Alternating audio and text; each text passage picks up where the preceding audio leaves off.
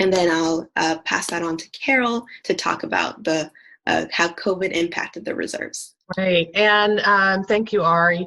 One of the things that is really important is having a savings account. Just like families have to have a savings account to draw on in case they have some sort of emergency, so nonprofits also need to have a reserve balance. And domestic violence shelters typically get funding from government sources. A lot of them do, especially those that operate shelters.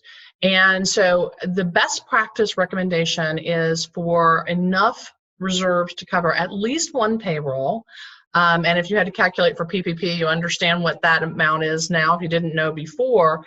But typically that is a minimum of 3 to 6 months, with the recommendation really being 1 year of reserves. So what we wanted to know was what were your reserves like last year before the pandemic hit? And then are people having to draw down those reserves?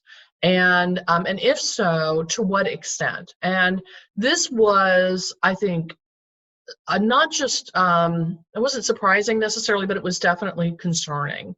And what we found was that, yes, domestic violence programs are in fact having a challenge with reserves. So about a third are in what we would consider a red zone, and that is under 3 months of reserves in the bank, meaning if there was some significant issue, you might end up running out of reserves, not being able to cover cost reimbursement grants, things like that. We had around 35%, like it's a little over a third, in that red zone prior to COVID.